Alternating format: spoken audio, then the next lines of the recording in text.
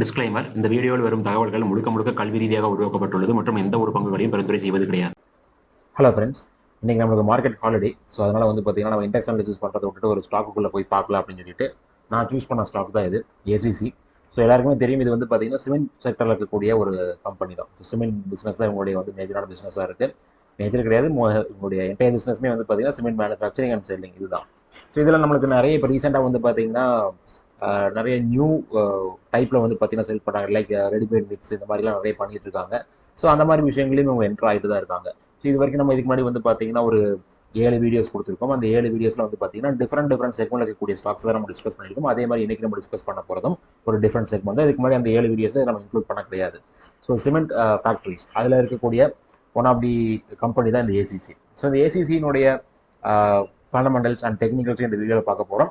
என்னுடைய பழைய வீடியோஸில் நான் சொன்ன அதே விஷயம் தான். மினிமம் ஒரு 100 லைக்ஸ் நான் எதிர்பார்க்குறேன். அப்படி நடந்துச்சு அப்படின்னா என்னுடைய அடுத்த வீடியோ இதே மாதிரி பார்த்தீங்கன்னா நான் அனலைசிஸ் பண்ணுவேன். அதாவது இப்போ ரீசெண்டாக நம்மளுக்கு எல்லாருடைய ஃபேவரட்டான ஒரு ஸ்டாக்கை நம்ம அனலைஸ் பண்ணோம்னா அதில் வரக்கூடிய வியூஸுக்கும் இந்த மாதிரி நம்ம ஸ்டாக் அனலைஸ் பண்ணக்கூடிய வரக்கூடிய வியூஸுக்கும் பார்த்தீங்கன்னா பெரிய டிஃபரன்ஸ் இருக்குது. இதில் நமக்கு தெரிஞ்ச ஒரு பெரிய வியூஸ் வராதுன்னு நினச்சிட்டே தான் நான் 15 வீடியோஸ் கொடுக்குறேன். பட் இருந்தாலும் நான் கொடுக்கறதுக்கான காரணம் என்னன்னு கேட்டிங்கன்னா, நான் இந்த மாதிரி ஸ்டாக்ஸ் எல்லாம் பார்த்தீங்கன்னா நல்ல ஒரு லோக்கு வர ஸ்டாக்ஸ் தான் நான் சூஸ் பண்ணியிருக்கேன் அப்படிங்கிற மாதிரி நான் சொல்லியிருந்தேன். அண்ட் ஆல்சோ ஒவ்வொரு செக்மெண்ட்லையும் பார்த்தீங்கன்னா ஒரு சில ஸ்டாக்ஸை நம்ம ஃபர்ஸ்ட் டிஸ்கஸ் பண்ணிட்டு அதுக்கப்புறம் நம்ம ரிப்பீட்டட் ஸ்டாக்ஸை பற்றி பேசலாம் அப்படிங்கிற மாதிரி தான் நான் முடிவு பண்ணியிருக்கேன். ஸோ அதில் இந்த ஸ்டாக்கை பற்றி நம்ம பேசுறதுக்கு முன்னாடி இதில் இருக்கக்கூடிய ப்ரீவியஸ் ப்ரைஸ் ஆக்ஷன் மூவ்மெண்ட்ஸை பற்றி நம்ம கம்பல்சரி தெரிஞ்சுக்கணும். அண்ட் ஆல்சோ இதில் பார்த்தீங்கன்னா ஒரு பெரிய ஒரு லாங் டேர்ம் இன்வெஸ்டருக்கு அப்படிங்கிற ஒரு தாட்டை நம்ம பார்க்கும்போது ஒரு பெரிய ஒரு ப்ராஃபிட்டே பார்த்தீங்கன்னா இதில் இன்வெஸ்ட் பண்ணவங்களுக்கு கண்டிப்பாக கிடைச்சிருக்காது. அப்படி இருந்தாலும் இந்த ஸ்டாக்கை நான் ஏன் கொண்டு வந்திருக்கேன் அப்படின்னு கேட்டிங்கன்னா, இது முழுக்க ஸ்விங் பேஸ்டு ஒரு ஸ்டாக் தான். அதாவது ஒரு ஸ்விங் பாட்டமில் வாங்கிட்டோம் அப்படின்னா ஸ்விங் ஹையில் நம்ம செல் பண்ணும்போது நமக்கு பார்த்தீங்கன்னா நல்ல ஒரு ப்ராஃபிட் நமக்கு கிடைக்கும். ஸோ அந்த மாதிரி ஒரு சுச்சுவேஷனை மட்டும் தான் நம்ம இந்த ஸ்டாக்ல என்ட்ரு ஆகணும். மற்றபடி கண்ணை மூடிட்டு பார்த்தீங்கன்னா வாங்கிட்டு இருக்கக்கூடிய ஸ்டாக் இது கிடையாது. இப்போ ஒரு சில ஸ்டாக்லாம் பார்த்தீங்க அப்படின்னா கண்ணை மூடிட்டு நம்ம ஒவ்வொரு மாசமும் ஒரு போர்ஷன் அப்படிங்கிற மாதிரி நம்ம பார்த்தீங்கன்னா வாங்கிக்கிட்டே இருந்தோம் அப்படின்னா லாங் டர்முக்கு அது பெரிய க்ரோத்தை கொடுக்கும் அப்படின்னு சொல்லுவோம். அதுதான் லாங் டர்ம் இன்வெஸ்ட் பண்ணக்கூடிய ஸ்ட்ராட்டஜி. பட் அந்த ஸ்ட்ராட்டஜி இந்த ஸ்டாக்ல கம்பல்சரி பண்ணவே முடியாது, பண்ணவே கூடாது அப்படின்னு தான் நான் ஃபீல் பண்றேன். காரணம் பார்த்தீங்க அப்படின்னா, நீங்க இந்த ஸ்டாக்னுடைய சார்ட் ஓப்பன் பண்ணி 2007 இந்த ஸ்டாக் பார்த்தீங்கன்னா ஒரு ஹையை ஹிட் பண்ணுச்சு. அந்த ஹையை நீங்க என்ன பிரைஸ்ன்னு செக் பண்ணி பார்த்தீங்க அப்படின்னா அந்த ஹை இந்த வாரத்துக்கான லோவா இருக்கு. அதாவது 2007 என்ன ஹை ஹிட் பண்ணுச்சோ அந்த ஹையை இந்த வாரத்துக்கான லோ பார்த்தீங்கன்னா டச் பண்ணிருக்கு அப்படிங்கிறத மீனிங். அப்போ அந்த இடத்துல 2007 ஒருத்தர் இன்வெஸ்ட் பண்ணி 19 வருஷம் கழிச்சு அவங்களுடைய போர்ட்போலியோவை திறந்து பார்த்துருந்தாங்க அப்படின்னா இந்த ஸ்டாக் மூலமா இப்போ வரைக்கும் இவங்களுக்கு ஒரு ரிட்டர்னும் கிடைச்சிருக்காது. அதுதான் இந்த ஸ்டாக் சொல்லக்கூடிய விஷயம். அப்படி இருக்கக்கூடிய ஸ்டாக்கை ஏன் கொண்டு வரீங்கன்னு கேட்டீங்கன்னா, நான் சொன்ன இன்னொரு விஷயம் தான், இது ஸ்விங்குக்கு நல்ல சூட்டபிளான ஸ்டாக் அப்படின்னு தான் நான் ஃபீல் பண்றேன். இப்போ அந்த ஸ்விங் லோ கிட்டத்தட்ட பார்த்தீங்கன்னா நெருங்கிருச்சு அப்படின்னு தான் சொல்லணும். நீ எக்ஸாக்டா ரீச் பண்ணல, பட் இருந்தாலும் இதுவே நல்ல ஒரு ஃபால் இருக்கக்கூடிய ஒரு லெவல் அப்படிங்கிறத நான் ஃபீல் பண்றேன். இப்போ இந்த ஸ்டாக் எங்கிருந்து ஃபாலோ ஆயிருக்குன்னு கேட்டீங்கன்னா, கிட்டத்தட்ட 2800 ரூபாய்க்கும் மேலே போயிட்டு அங்கிருந்து நம்மளுக்கு ஃபாலோ ஆகிட்டு இருக்கு. இப்போ நம்மளுக்கு இதனுடைய 52 வீக் ஹை பார்த்தீங்க அப்படின்னா 2123 தான் காமிக்கும். பட் இது 2800க்கும் மேலே டிராவல் ஆயிருக்கு அப்படிங்கிறது தான் இதனுடைய ஆல் டைம் ஹை இண்டிகேட் பண்ணுது. கரண்டா இதனுடைய all time loan 52 week loan பார்த்தீங்க அப்படின்னா 1320. அப்படி பார்க்கும்போது நமக்கு 52 வீக் லோக்கு ரொம்ப நேராக தான் கரண்ட் ப்ரைஸ் நம்மளுக்கு இப்போதைக்கு டிராவல் ஆகிட்டு இருக்கு. இப்போ இதுதான் எக்ஸாக்ட் பாட்டமான்னு கேட்டீங்க அப்படின்னா ஒருவேளை அமையலாம், இல்லை இதுக்கு கீழேயும் ஸ்லைட்டா, அதாவது ரொம்ப ஸ்லைட்டா ஃபால் ஆகுறதுக்கும் சான்சஸ் இருக்கு அப்படின்னு தான் நான் ஃபீல் பண்றேன். பட் ப்ரைஸ் எக்ஸாக்டா என்னால் இந்த இடத்துல சொல்ல முடியாது அந்த லெவல் என்ன அப்படின்ட்டு. ஏன்னா இதுல பாத்தீங்கன்னா ஒரு ட்ரெண்ட் லைன் தான் ஃபார்ம் ஆயிட்டு இருக்கு. அந்த ட்ரெண்ட் லைனை தான் நான் பாத்தீங்கன்னா டிஸ்கஸ் பண்ண போறேன். அண்ட் இதில் நம்ம ஃபைனலா பாத்தீங்கன்னா டெக்னிக்கலா இருக்கக்கூடிய மூவ்மெண்ட்டையும் நான் உங்களுக்கு சொல்லுவேன். பட் நான் சார்ட்டை காமிக்க போறது கிடையாது. அதே மாதிரி உங்களுக்கு விருப்பம் இருந்துச்சு அப்படின்னா என்னுடைய ஆன்லைன் கிளாஸ்ல ஜாயின் பண்ணலாம். என்னுடைய ஆன்லைன் கிளாஸ் பாத்தீங்கன்னா ஏப்ரல் 2nd வீக்லேருந்து ஸ்டார்ட் ஆக போகுது. அண்ட் அதனுடைய டீடைல்ஸ் ஏதாவது வேணும் அப்படின்னா இந்த வீடியோனுடைய கமெண்ட்ல நீங்க மென்ஷன் பண்ணுங்க. இப்போ இந்த ஸ்டாக்கை பத்தி நம்ம டிஸ்கஸ் பண்ணோம். ஏன் இந்த ஸ்டாக் பாத்தீங்கன்னா ஒரு பெரிய ஒரு லாங் டர்ம் இன்வெஸ்டருக்கு ஒரு பெரிய ஒரு ப்ராஃபிட்டே கொடுக்கல அப்படின்னு நம்ம பார்க்கும்போது இதுல நிறைய கேசஸ் எல்லாமே போயிருக்கு. பர்டிகுலரா பாத்தீங்கன்னா காம்படிஷன் கமிஷன் ஆஃப் இந்தியா உங்களுக்கு நிறைய ஃபைன்ஸை பாத்தீங்கன்னா இம்போஸ் பண்ணியிருக்காங்க. ஸோ அந்த மாதிரி ஒரு சில கேசஸ் எல்லாம் நடந்துட்டு இருக்கு. ஸோ அது மட்டும் கிடையாது, இந்த கம்பெனியை பொறுத்த வரைக்கும் இருக்கக்கூடிய மேஜரான ப்ராப்ளம் எனக்கு தெரிஞ்சு என்னன்னு கேட்டீங்க அப்படின்னா, நான் கோயம்புத்தூர் ரீஜன்ல அதிகமாக நான் டிராவல் பண்ணியிருக்கேன். ஏன்னா நான் கோயம்புத்தூர் ரீஜனுக்கு பக்கத்துல என்னுடைய நேட்டிவ் இருக்கு. இப்போ நான் இருக்கிறதும் பாத்தீங்கன்னா அங்கிருந்து ஒரு 100 கிலோமீட்டர்ஸ் அடி தான் இருக்கேன். கோயம்புத்தூர்ல பாத்தீங்கன்னா கிட்டத்தட்ட ஒரு மலைக்கு நியரா இவங்களுடைய ஃபேக்டரி ஒன்று இருக்கு. ஸோ அந்த ஃபேக்டரியில் இருக்கக்கூடிய மேஜரான ப்ராப்ளம்னு எனக்கு என்ன தோணுதுன்னு கேட்டீங்கன்னா, அந்த ஃபேக்டரிக்குள்ள நான் போனதில்லை. நான் மெக்கானிக்கல் ஃபீல்டில் இருக்கக்கூடிய ஆள் அப்படிங்கிறதுனால எனக்கு அதில் இருக்கக்கூடிய ஃபீல் என்ன தோணுது அப்படின்னு கேட்டிங்கன்னா, மேபி யாராவது உள்ள கூட ஒர்க் பண்ணிட்டு இருக்கலாம், இல்லை பாத்தீங்கன்னா பக்கத்து நியர்பை பிளேஸ்ல கூட இருக்கலாம். நான் என்ன ஃபீல் பண்றேன் அப்படின்னா, அதுல இருந்து வரக்கூடிய இந்த பொல்யூஷன்ஸ் கிட்டத்தட்ட வந்து பார்த்தீங்கன்னா என்னுடைய சரௌண்டிங்கில் இருக்கக்கூடிய நிறைய இடத்துல வந்து பார்த்தீங்கன்னா பாதிச்சிருக்கு. நான் ஏன் அந்த மாதிரி நடந்திருக்குன்னு நான் ஃபீல் பண்ணுறேன்னு கேட்டிங்கன்னா, அந்த இருக்கக்கூடிய மிஷினரிஸ் அண்ட் ஆல்சோ அந்த பிளான்ட் எல்லாமே வந்து பார்த்தீங்கன்னா மோஸ்ட் ஆஃப் தி பிளான்ட் இந்த கம்பெனியை பொறுத்த வரைக்கும் எல்லாமே வந்து ஓல்டு பிளான்ட் அப்படின்னு தான் நான் ஃபீல் பண்ணுறேன். அதுதான் வந்து பார்த்தீங்கன்னா இருக்கக்கூடிய மேஜரான ப்ராப்ளம். இந்த ஓல்டு பிளான்ட்லாம் நமக்கு என்ன ப்ராப்ளம்னு கேட்டிங்க அப்படின்னா, இவங்களுடைய ப்ரொடக்ஷன் ஒரு மிகப்பெரிய ஒரு ஃபேக்ட்ரி லேஅவுட் இருந்தாலும் கூட இவங்களுடைய ப்ரொடக்ஷன் கொஞ்சம் கம்மியாக தான் இருக்கும். அட் த சேம் டைம் இவங்க ப்ரொடியூஸ் பண்ணுறதுக்கான காஸ்ட் ரொம்ப அதிகமாக செலவாகும், அதிகமாக பவரை கன்சியூம் பண்ணும். ஸோ இந்த மாதிரி விஷயங்கள்லாம் வந்து பார்த்தீங்கன்னா பழைய ஃபேக்ட்ரிஸில் இருக்குது. பட் இவங்க இப்போ ரீசெண்டாக வந்து பார்த்தீங்கன்னா இவங்க வந்து இப்போ அதானி குரூப்புக்குள்ள என்டர் ஆகிட்டாங்க. கிட்டத்தட்ட 2022 என்னமோ வந்து பார்த்தீங்கன்னா அதானி குரூப் இவங்களுடைய என்டையர் ஷேர்ஸும் வந்து வாங்கிட்டாங்க.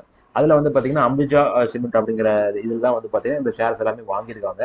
ஸோ அப்போ இவங்க வந்து பார்த்தீங்கன்னா வாங்கினதுக்கு அப்புறம் நிறைய அப்கிரேடேஷன் அப்படிங்கிறது பண்றாங்க. மேபி ஃபியூச்சர்ல இது வந்து பாத்தீங்கன்னா அப்படியே என்டையரா மாறிட்டு உங்களுக்கு லாங் டர்ம் இன்வெஸ்டருக்கு சூட்டபிளான ஸ்டாக்கை கூட மாறலாம். பட் இவங்களுடைய பாஸ்ட் ஹிஸ்டரி வச்சு நான் சொல்றது வந்து பாத்தீங்கன்னா லாங் டர்ம் இன்வெஸ்ட்மெண்ட்டுக்கு சூட்டபிளா இப்போ வரைக்கும் இல்லை அப்படின்னு சொல்றேன். எதுக்காக வந்து இது இனி ஃபியூச்சர்ல மாறலாம்னு நான் எதிர்பார்க்கறேன்னு கேட்டீங்கன்னா, நம்ம சொன்னதுதான் அதானி அப்படிங்கிற லெவலுக்குள்ள வந்ததுனால அவங்க வந்ததுக்கு அப்புறம் வந்து பாத்தீங்கன்னா நிறைய விஷயங்களை சேஞ்ச் பண்ணிட்டு இருக்காங்க அப்படின்னு நான் ஃபீல் பண்றேன். அட் த சேம் டைம் உங்க வெப்சைட்லயும் மென்ஷன் பண்ணியிருக்காங்க நிறைய அப்கிரேடேஷன்ஸ் வந்து பாத்தீங்கன்னா உங்களுடைய ஃபேக்டரிஸ்ல பண்ணிட்டு இருக்காங்க. ஸோ இப்போ அந்த மாதிரி விஷயங்கள்லாம் வந்து இந்த ஃபேக்டரிக்கு நம்மளுக்கு இனி வரக்கூடிய நாட்கள்ல பூஸ்டப்பா இருக்கும். அட் த சேம் டைம் உங்களுடைய ஆப்ரேட்டிங் காஸ்ட் வந்து பாத்தீங்கன்னா நிறைய ரெடியூஸ் பண்ணிருக்காங்க அந்த அப்டேட்னால. அந்த அப்டேட் அப்படிங்கிறது என்னன்னா ஃபேக்டரியில் இருக்கக்கூடிய நிறைய மிஷினரிஸை புதுசாக சேஞ்ச் பண்றது தான். ஸோ அப்படி பண்ணும்பொழுது வந்து உங்களுக்கு என்ன ஆகும்னா ஆப்ரேட்டிங் காஸ்ட்ல ரிடக்ஷன்ஸ் வரும். கிட்டத்தட்ட இப்போ வரைக்கும் வந்து ஒரு 15-16% வந்து பாத்தீங்கன்னா ஆப்ரேட்டிங் காஸ்ட்ல ரிடக்ஷன்ஸை கொண்டு வந்திருக்கும் அப்படிங்கிறதையும் சொல்லியிருக்காங்க. அதே மாதிரி வந்து பாத்தீங்கன்னா இவங்களுக்கு ஃப்ளைட் சார்ஜஸ், ஏன்னா இவங்களை பொறுத்த வரைக்கும் வந்து பாத்தீங்கன்னா கம்பல்சரி உங்களுக்கு மேஜரா தேவைப்படுறது என்னன்னா டிரான்ஸ்போர்டேஷன் சார்ஜஸ் தான். அந்த டிரான்ஸ்போர்டேஷன் சார்ஜஸ்ல இவங்க இந்த மாதிரி கம்பெனிஸ் ஒரு சிமெண்ட் கம்பெனி அப்படிங்கும்போது ஒரு மிகப்பெரிய லெவலில் தான் வந்து பார்த்தீங்கன்னா உங்களுடைய ப்ரொடக்ஷன்ஸ் இருக்கும். அதாவது மெட்ரிக் டன் பர் ஆனம் அப்படிங்கிற மாதிரி தான் மென்ஷன் பண்ணுவாங்க.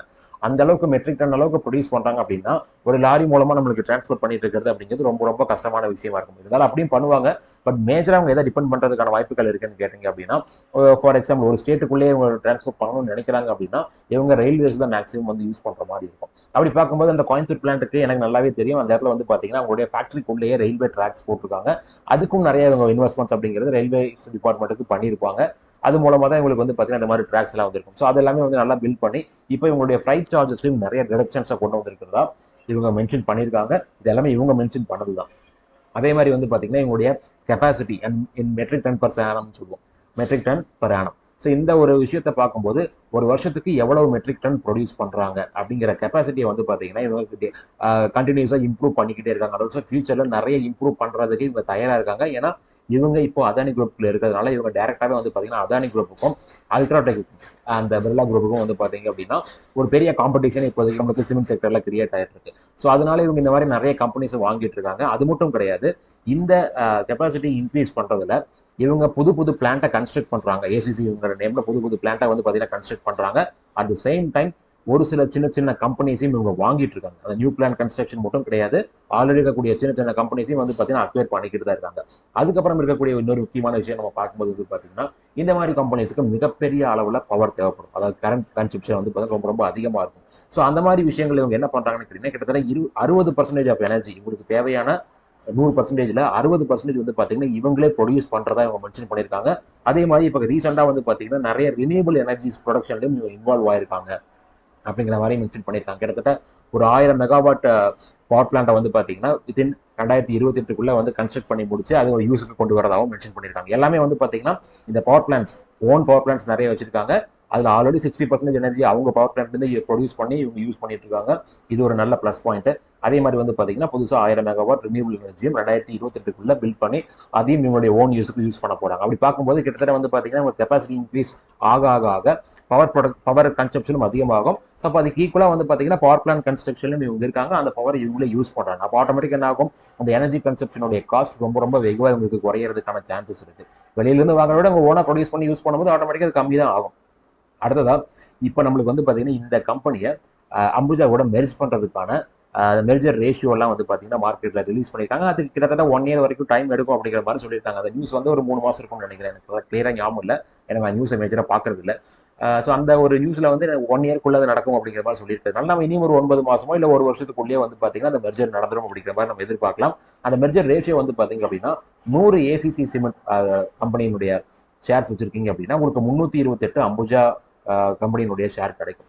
ஸோ அப்போ இது வந்து பார்த்தீங்கன்னா கொஞ்சம் அதிகமான அமௌண்ட்டை நம்ம இந்த இடத்துல ஸ்பெண்ட் பண்ணுற மாதிரி இருக்கும். ஏன்னா இதனுடைய ஷேர் பிரைஸ் கிட்டத்தட்ட 1400 பக்கத்தில் இருக்கிறதுனால நீங்கள் 100 ஷேர் வச்சுக்கணும் அப்படின்னா ஒரு 1,40,000 வேணும் அப்படிங்கிற மாதிரி நம்ம சொல்லலாம். ஸோ அப்படி பார்க்கும்போது 1,40,000 நீங்கள் இன்வெஸ்ட் பண்ணி ஒரு 100 ஷேர் வாங்குறீங்க அப்படின்னா உங்களுக்கு 328 அம்புஜா கம்பெனியினுடைய ஷேர் கிடைக்கும். அப்போ நம்ம இந்த கம்பல்சரி 100 தான் வாங்கணுமான்னு கேட்டீங்கன்னா அப்படிலாம் ஒன்றும் கண்டிஷன்ஸ் கிடையாது. நீங்கள் 10 ஷேர் வச்சிருந்தாலும் அதுக்கு ஈக்குவலான ரேஷியோவில் உங்களுக்கு அம்புஜாவினுடைய ஷேர் கிடைச்சிடும். ஃபார் எக்ஸாம்பிள் நீங்கள் ஒரு 10 ஏசிசி ஷேர் தான் வச்சிருக்கீங்க அப்படின்னா அதுக்கு ஒரு 13,680 ரூபா தான் உங்களுக்கு தேவைப்படும்.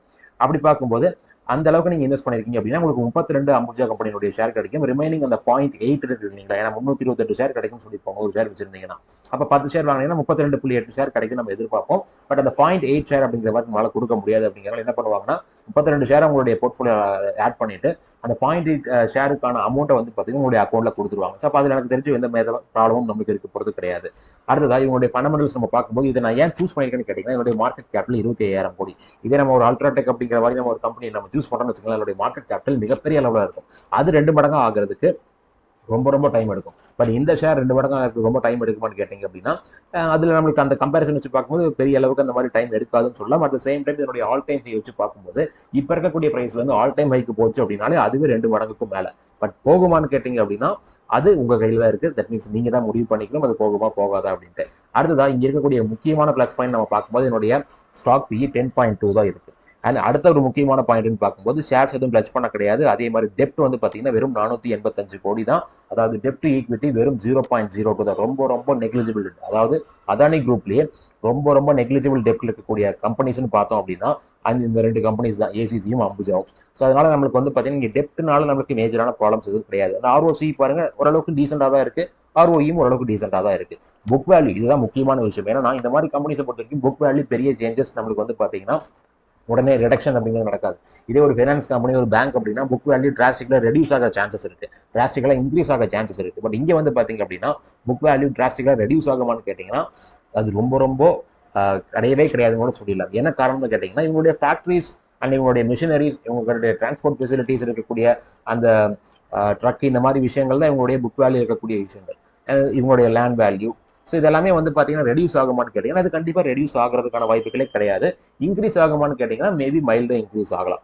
இப்போ நம்ம வந்து பார்த்தீங்கன்னா இந்த இன்க்ரீஸை பற்றி நம்ம பார்க்கணுங்கிற அவசியமே கிடையாது. ஏன்னா ஷேர் பிரைஸ் கிட்டத்தட்ட வந்து பார்த்தீங்கன்னா புக் வேல்யூக்கு ரொம்ப ரொம்ப நேராக இருக்கு. 1.29 டைம்ஸ் தான் இதனுடைய ஷேர் பிரைஸ் புக் வேல்யூட அதிகமாக ட்ராவல் ஆகிட்டு இருக்கு. அது ஒரு பாசிட்டிவான விஷயம். இன்ட்ரின்சிக் வேல்யூ வச்சு பாருங்க, இன்ட்ரின்சிக் வேல்யூவோட கிட்டத்தட்ட பார்த்தீங்கன்னா 600 ரூபாய்க்கும் கீழே அது இன்ட்ரின்சிக் வேல்யூவோட வந்து பார்த்தீங்கன்னா இப்போதைக்கு நம்ம கரண்ட் பிரைஸ் ட்ராவல் ஆகிட்டு இருக்கு. ப்ராஃபிட் க்ரோத் ரொம்ப ரொம்ப கம்மியாக இருக்கு. சேல்ஸ் க்ரோத் ஓரளவுக்கு ரீசனபிளாக இப்போதைக்கு நம்மளுக்கு வந்துட்டு இருக்கு. அடுத்ததா ஷேர்ஸ் எதுவும் பிளச் பண்ண கிடையாது. ஃபேஸ் வேல்யூ பார்த்தீங்கன்னா 10, அதாவது இது ஃபேஸ் வேல்யூ 1 வச்சு பார்த்தீங்க அப்படின்னா இதனுடைய ஷேர் பிரைஸ் 136 ரூபா தான். ஸோ அந்த அளவுக்கு தான் வந்து என்னுடைய ஷேர் பிரைஸ் இருக்கு அப்படிங்கிற மாதிரி நம்ம எடுத்துக்கணும். இதை நான் சூஸ் பண்ணதுக்கான காரணமே வந்து பார்த்தீங்க அப்படின்னா பியர் கம்பேரிசன்ஸ் தான். ஸோ பியர் கம்பேரிசன்ஸ்ல பி வேல்யூ ரொம்ப ரொம்ப கம்மியாக இருக்கக்கூடிய ஒரு சிமெண்ட் கம்பெனின்னு பார்த்தோம் அப்படின்னா அது ஏசிசியாக தான் இப்போதைக்கு இருக்கு. மற்றது எல்லாமே வந்து பார்த்தீங்கன்னா ரொம்ப அதிகமாக இருக்கு. அல்ட்ராடெக்லாம் பாருங்க 42 PE இருக்கு. அதே மாதிரி அது மட்டும் கிடையாது, நம்ம பார்க்க வேண்டிய இன்னொரு விஷயமும் இருக்கு, book value. So book value வச்சு நம்ம பார்க்கும்போது இங்கே பார்த்தீங்கன்னா அல்ட்ராடெக் 4.58 டைம்ஸ் இருக்கு, கிராசிம் 1.8, அம்புஜாவும் 1.8, மற்றது எல்லாமே மோர் தேன் 3 தான். இதே ஜேகே சிமெண்ட்லாம் பார்த்தீங்கன்னா 6 டைம்ஸ் இருக்கு புக் வேல்யூட அதிகமாக. அதே மாதிரி டால்மியா பாரத் ஒரு 2 டைம்ஸ் இருக்கு. ரொம்ப ரொம்ப கம்மியான புக் வேல்யூவில் பேஸ் பண்ணி உங்களுக்கு ட்ராவல் ஆகக்கூடிய ஷேர் பிரைஸ்ன்னு பார்க்கும்போது 1.29 டைம்ஸ்ல உங்களுக்கு ஏசிசி தான் இருக்கு. இதுதான் நான் சூஸ் பண்ணதுக்கு முக்கியமான காரணம். ஏன்னா ஒரு கம்பெனி நம்மளுக்கு வந்து பார்த்தீங்கன்னா பேங்க்ரப்ட் ஆகுது அப்படின்னா நம்ம புக் வேல்யூ தான் பார்ப்போம். அப்படி பார்க்கும்போது இது நம்மளுக்கு அம்புஜா கூட மெர்ஜ் ஆக போது அதனுடைய புக் வேல்யூ 1.85 டைம்ஸ் தான். ரெண்டுமே ஓரளவுக்கு ரீசனபிளாக தான் இருக்கு. அண்ட் ஆல்சோ அம்புஜாலையும் பெரிய அளவுக்கு டெப்ட் கிடையாது அப்படிங்கிறத நம்ம புரிஞ்சுக்கணும். அடுத்ததான் வந்து பார்த்தீங்கன்னா ப்ராஃபிட்ஸ் பண்ணுறதுல கண்டிப்பாக நம்மளுக்கு வந்து பார்த்தீங்கன்னா இந்த இடத்துல நிறைய ஃப்ளக்சுவேஷன்ஸ் இருக்குது அப்படிங்கிறது நல்லாவே தெரியுது. அதில் இந்த இடத்துல வந்து பார்த்தீங்கன்னா 1000 கோடி பண்ணியிருக்காங்கன்னு பார்த்தோம் அப்படின்னா அது நமக்கு கிட்டத்தட்ட அதர் இன்கம்ல வந்து மேஜரான ப்ராஃபிட் தான். அதே மாதிரி இங்கேயும் வந்து பார்த்தீங்கன்னா அதர் இன்கம்ல கொஞ்சம் அதிகமான ப்ராஃபிட் வந்திருக்கு. அண்ட் இந்த இடத்தையும் ஒரு 1100 கோடி அப்படிங்கிற லெவலில் அவனுக்கு வந்து பார்த்தீங்கன்னா ப்ராஃபிட் அதிகமான மாதிரி காமிச்சிருக்காங்க. இந்த இடத்துல வந்து எக்ஸ்பென்சஸ் ரொம்ப ரொம்ப கம்மி. அந்த ஒரு ரீசனால தான் வந்து பார்த்தீங்கன்னா இங்கே நம்மளுக்கு 1100 கோடி கிட்ட வந்திருக்கு. ஸோ இப்போ ஒரு பெரிய சேஞ்சஸ் அப்படிங்கிறது வந்து பார்த்தீங்கன்னா ப்ராஃபிட் நம்மளுக்கு மாறிக்கிட்டே இருக்கு. அதனால இந்த இடத்துல நம்ம வந்து பார்த்தீங்கன்னா இந்த விஷயத்தை பெருசாக எடுத்துக்கணும் அவசியம் கிடையாது. அடுத்ததாக இந்த ஷேர் பிரைஸ் ஒரு பெரிய ஸ்டாக்னேஷன் இருக்கு. நம்ம 2007 எந்த ஹைக் இது கிரியேட் பண்ணுச்சோ அந்த ஹைக் தான் இருக்குன்னு நம்ம சொன்னோம் இல்லைங்களா. அதுக்கு முக்கியமான காரணம்னு பார்க்கும்போது எங்களுடைய net profit year on year பார்க்கும்போது ஒரு பெரிய க்ரோத்தே வரல. கிட்டத்தட்ட வந்து பார்த்தீங்கன்னா லாஸ்ட் ஒரு 2 இயர்ஸாக தான் நம்மளுக்கு 2000 கோடி அப்படிங்கிற லெவலே கொடுத்துருக்காங்க. பட் 1000 கோடி எப்போ ரீச் ஆயிருக்குன்னு பார்த்தீங்கன்னா 2013 ரீச் ஆயிடுச்சு. மேபி இதுக்கு முன்னாடி இருக்கக்கூடிய இயர்லி ப்ராஃபிட் எடுத்து பார்த்தாலும் அப்பவே கூட ரீச் ஆயிருந்திருக்கலாம். நமக்கு இப்போதைக்கு 2013 தான் நம்மளுக்கு வந்து பார்த்தீங்கன்னா இந்த ஸ்க்ரீனை காமிக்குது. அப்படி வச்சு பார்க்கும்போது நம்மளுக்கு அதோட 2 மடங்கு இப்பதான் நம்மளுக்கு வந்து பாத்தீங்கன்னா 2024 தான் ரீச் பண்ணியிருக்காங்க. ஸோ இதுதான் ஒரு முக்கியமான ரீசன். ஸோ அதனால தான் சொல்றேன், இப்போ இருக்கிற சுச்சுவேஷன் எனக்கு தெரிஞ்சு இது ஸ்விங்குக்கு ரொம்ப ரொம்ப சூட்டபிளான ஸ்டாக்கா இருக்கு அப்படின்னு நான் ஃபீல் பண்றேன். அண்ட் ஒரு ஸ்விங் லோல நம்மளுக்கு நிறைய பேர் இன்வெஸ்ட் பண்ணியிருந்தாங்க அப்படின்னா அவங்களுக்கு நல்ல ஒரு ப்ராஃபிட் கண்டிப்பா இந்த ஷேர் கொடுத்துருக்கும். அதுல எந்த வித டவுட்டுமே கிடையாது. அடுத்ததா பேலன்ஸ் ஷீட் பார்க்கும்போது ரிசர்வ்ஸ் பாருங்க நல்ல ஒரு இம்ப்ரூவ்மெண்ட் அப்படிங்கிறது ஆகிட்டு இருக்கு. அண்ட் பாரோயிங்ஸ்ல நம்மளுக்கு 2020 இருந்து தான் வந்து பாத்தீங்கன்னா பாரோயிங்ஸ் இன்க்ரீஸ் ஆகிட்டே இருக்கு. அப்படி அந்த என்ன பாரோயிங்ஸ் நம்ம பார்க்குறோம் அப்படின்னு கேட்டீங்கன்னா அது எல்லாமே லீஸ் தான்.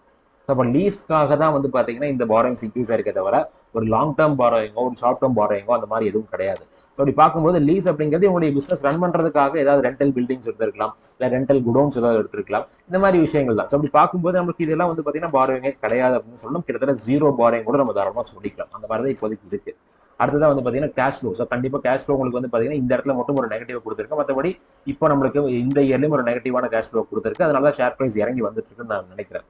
அடுத்ததா என்னுடைய ஷேர் ஹோல்டிங் பேட்டர்ன்ஸ் வச்சு பார்க்கும்போது 56.69% ப்ரமோட்டர் வச்சிருக்காங்க. அந்த ப்ரமோட்டர் யாருன்னு கேட்டீங்க அப்படின்னா கிட்டத்தட்ட 50% வச்சிருக்கிறது வந்து அம்புஜா சிமெண்ட்ஸ் தான். ஸோ அது கூட தான் வந்து பாத்தீங்கன்னா மெர்ஜ் பண்ண போறாங்க. அடுத்ததா எஃப்ஐனுடைய ஆக்டிவிட்டிஸ் வச்சு பார்க்கும்போது எஃப்ஐ கிட்டத்தட்ட வந்து பாத்தீங்கன்னா ஒரு 2023 10% வச்சுட்டு நல்ல ரிடக்ஷன் பண்ணிக்கிட்டே கொண்டு வந்திருக்காங்க. அப் டு எது வரைக்கும் பாத்தீங்க அப்படின்னா ஜூன் 2025 வரைக்கும் நம்மளுக்கு ரெடியூஸ் பண்ணிக்கிட்டே வந்திருக்காங்க. இது வரைக்கும் நம்மளுக்கு ஷேர் பிரைஸ் நல்ல ஒரு ஃபாலோ கொடுத்துக்கிட்டே இருந்திருக்கு. எப்ப இருந்து ஃபாலோ ஆக ஆரம்பிச்சுன்னா நம்மளுக்கு ஜூன் 2024 இருந்து ஃபாலோ ஆக ஆரம்பிச்சதுன்னு நினைக்கிறேன். பட் இப்போ வந்து பாத்தீங்கன்னா எஃப்ஐல நம்மளுக்கு என்ன ஆயிட்டு இருக்குன்னு பாருங்க. எஃப்ஐ அகைன் பை பண்ண ஆரம்பிச்சிருக்காங்க. நல்ல ஒரு இம்ப்ரூவ்மெண்ட் நம்மளுக்கு லாஸ்ட் 2 குவார்டர்ஸா காமிச்சிருக்காங்க. ஸோ இப்போ எஃப்ஐ இப்போ பை பண்ணிருக்காங்க. நம்மளுடைய மார்க்கெட்ல மற்ற இடங்கள செல் பண்ணிட்டு இருக்காங்க, நம்ம பேசிட்டு இருக்கோம். பட் இந்த ஷேரை பை பண்ணிட்டு இருக்காங்க. அடுத்ததான் வந்து பாத்தீங்கன்னா டிஐ ஆக்டிவிட்டிஸ். ஸோ டிஐ ஆக்டிவிட்டிஸ்ல வந்து பாத்தீங்கன்னா கிட்டத்தட்ட வந்து நம்மளுக்கு 2025 வரைக்கும் வந்து பாத்தீங்கன்னா ஒரு அதிகமான பர்சன்டேஜ் வச்சுட்டு இப்போ லாஸ்ட் 2 குவார்டர்ஸா வந்து நம்மளுக்கு வந்து செல் பண்ணிட்டு இருக்காங்க. ஸோ எஃப்ஐ வாங்கினா டிஐ விற்கிறதும், டிஐ வாங்கினா எஃப்ஐ விற்கிறதும் கிட்டத்தட்ட வந்து பாத்தீங்கன்னா மாறி மாறி நடந்துக்கிறதா இருக்கு. பட் டிஐ ஏன் விற்கிறாங்க அப்படின்னு எனக்கும் புரியல. ஏன்னா நல்ல ஹைல இருக்கும் போதுல விற்காம இப்போ லாஸ்ட் 2 குவார்டர்ஸா வித்திருக்காங்க அப்படின்னா அதுல ஆல்ரெடி நல்ல ஷேர் பிரைஸ்ல ஒரு ஃபால் வந்திருக்கு.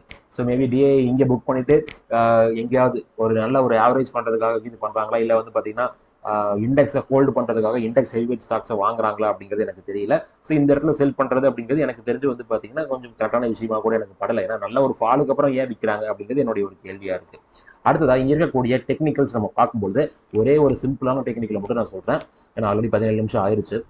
இந்த ஸ்டாக் ஒரு பெரிய சேனலுக்குள்ள டிராவல் ஆயிட்டு இருக்கு. பெரிய சேனல் அப்படிங்கும் போது சேனலுக்கு சப்போர்ட் லைன் இருக்கும், ரெஸ்டன்ட் லைன் இருக்கும். சப்போர்ட் லைனை ஜஸ்ட் நீங்க ஒரு ட்ரெண்ட் லைன் மட்டும் நீங்க மார்க் பண்ணுங்க நான் சொல்லக்கூடிய பிரைஸ்ல இருந்து. ஸோ அந்த பிரைஸ் வந்து பிரைஸ் இல்ல டைம். ஸோ அந்த டைம் வச்சு பார்க்கும்போது இந்த இடத்துல வந்து பாத்தீங்கன்னா மே 2003, அதாவது மே 2003 பாட்டமா கனெக்ட் பண்ணுங்க.